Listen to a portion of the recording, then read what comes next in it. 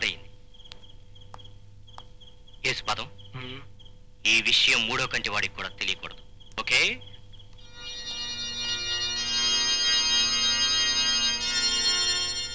ఆ విధంగా ఆ పాపంలో భాగస్తున్నాను ఫాదర్. ఇప్పుడు ఈ విషయం మీకు చెప్పడం వల్ల నా గుండెల్లో భారం తగ్గింది. కానీ కొత్తగా ఇంకో భయం పుట్టుకొస్తుంది ఫాదర్. ఏమిటిది యేసుపాదం? ఇంతవరకు నా కడుపులో ఉన్న నిజాన్ని కక్కేశాను.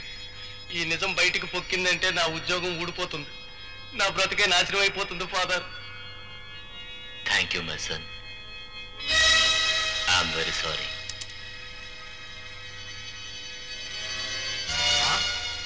మీరా ఆఫీసర్ గారు? పవిత్రమైన ఫాదర్ వేషం వేసుకుని కన్ఫ్యూషన్ పేరుతో నన్ను మాట్లాడించి నన్ను ఇలా మోసం చేస్తారా? యేసుపాదం, మీ మతం అంటే నాకు చాలా గౌరవం. కానీ ఎంత ఆలోచించినా ఎంతకంటే వేరే మార్గం కనిపించలేదు. నా డ్యూటీ ఏదో నేను చేశాను. ఆ యేసు ప్రభు తప్పకుండా క్షమిస్తాడని నేను నమ్ముతున్నాను.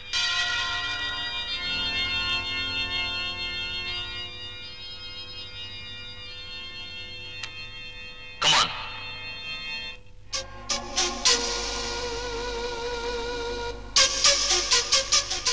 రాంబాబు శవం తగలబెట్టే ముందు అతని దగ్గర ఉన్న వస్తువులు ఇవేనా? అవును ఫాదర్. అవును సార్. ఆయుష్, ఇంతకన్నా నా దగ్గర ఇంకేం లేవు సార్. అయితే ఈ స్టేట్మెంట్ మీద సంతకం పెట్టు. సార్, సంతకం చేస్తే సాక్ష్యం ఇచ్చి ఒప్పేసుకున్నట్టు అవుతుంది కదా సార్. ఆ భయం నీకు అక్కర్లేదు. హత్య విషయంలో అప్రూవర్గా మారినట్టు ఉద్యోగంలో తీసేద్దని మీ పై వాళ్ళతో నేను చెప్తాను. ఓకే? ముందు సంతకం పెట్టు. సార్,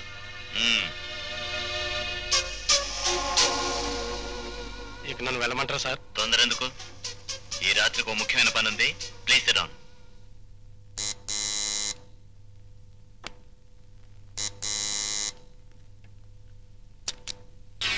హలో మీరా, రండి రండి. ఏమిటి ఇంత రాత్రి వేళ ఎలా వచ్చారు?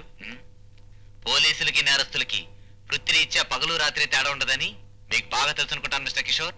పోలీస్ ఆఫీసర్ని, నాకెందుకు తెలియదు? నేరస్తుడి గనక ఇంకా బాగా తెలుసుంటుంది కదా. మీరనేది రాంబాబుని హత్య చేస్తున్నందుకు నేను అరెస్ట్ చేస్తున్నా. I mean what I say.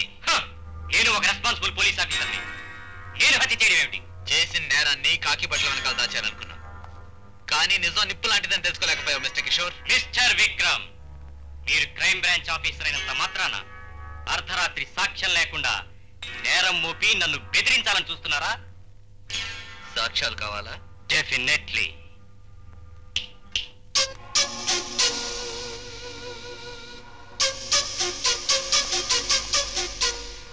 Inspector గారు, జరిగింది మూడో కంటికి తెలియకూడదన్నారు. నేను 2 కళ్ళున్న మనిషికే చెప్పాను. మీకు ఇచ్చిన మాట తప్పలేదు. అయినా తప్పైతే ఆ ప్రభువు నన్ను క్షమించుగాక. ఏ మిస్టర్ కిషోర్, తమరు చేసిన నేరానికి ఇతను ఇచ్చిన సాక్ష్యం సరిపోతుంది కదా?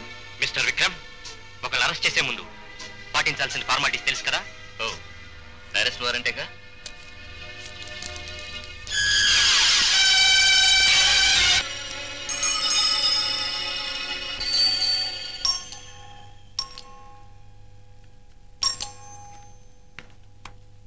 హలో. హలో, మీరు జర్నలిస్ట్ జ్యోతి గారేనా? అవును. I'm Vikram from crime branch. లోపలికి రండి, కూర్చోండి. థ్యాంక్స్. ఈ ఫోటోలో ఉంది మీ బ్రదరేనా? అవును సార్. హాజుకి ఏమైనా తెలిసిందా? I'm sorry miss Jyoti, he's no more. మీ తమ్ముడు హత్య చేయబడ్డాడు.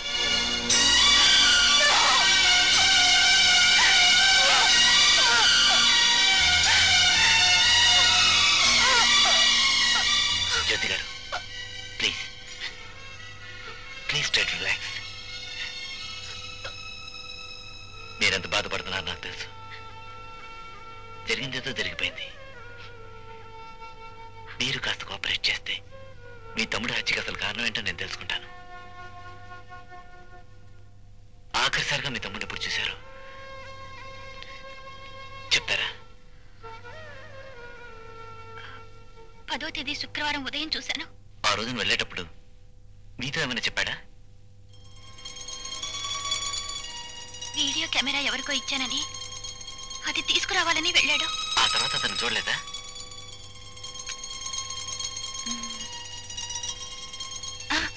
గంట తర్వాత కంగారుగా వచ్చి బ్యాంకుకి వెళ్తున్నట్టు చెప్పాడు. బ్యాంకుకు వెళ్తున్నట్టు చెప్పాడా? మీ తమ్ముడి దగ్గర దొరికిన వస్తువులు. వాచ్.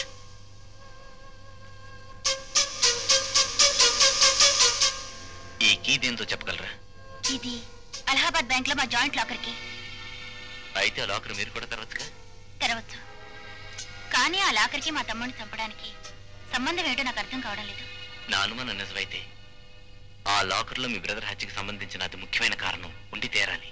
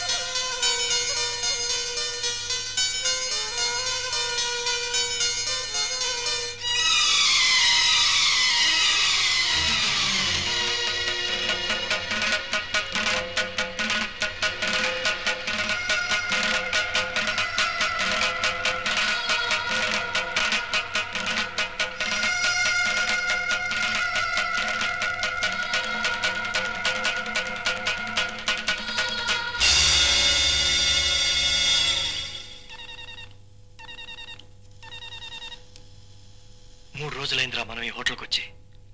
అమ్మ చెల్లి ఊరు నుంచి వచ్చేసి మనం లేవని కంగారు పడుతున్నారేమో. అలా అని మనం బయటకెళ్ళి వెళ్తాం గురు. ప్రతి క్షణం భయపడుతూ కూర్చుంటావా? ఓ పని చేస్తే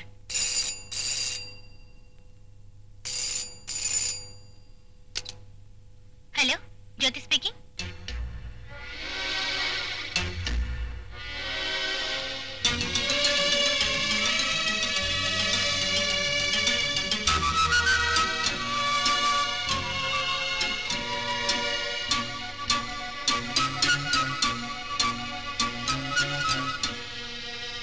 నా ఉద్దేశంలో మీరు జరిగిందంతా విక్రమ్ గారికి చెప్పడం మంచిది.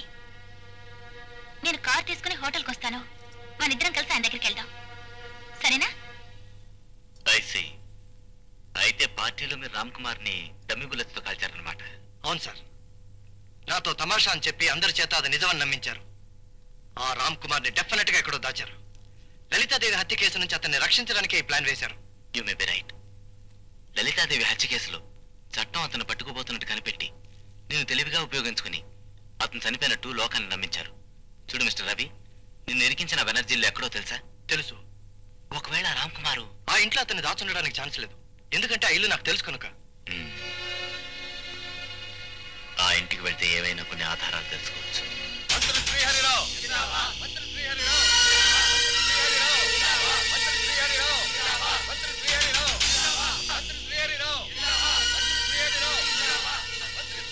ఎవరికి అనుమానం రాకుండా మన ప్లాన్ ప్రకారం వాడిని ఎయిర్పోర్ట్కి తీసుకొచ్చి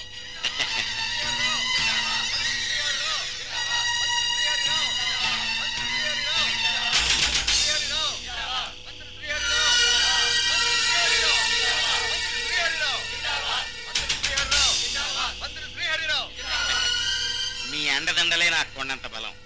మీ అందరి ఆశీస్సులు తీసుకుని నేను అమెరికా బయలుదేరుతున్నాను.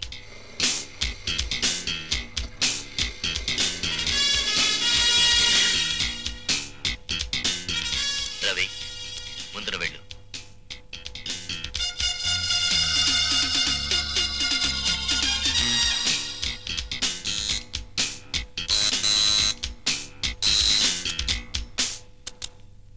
బెనర్జీ గారు ఉన్నారా?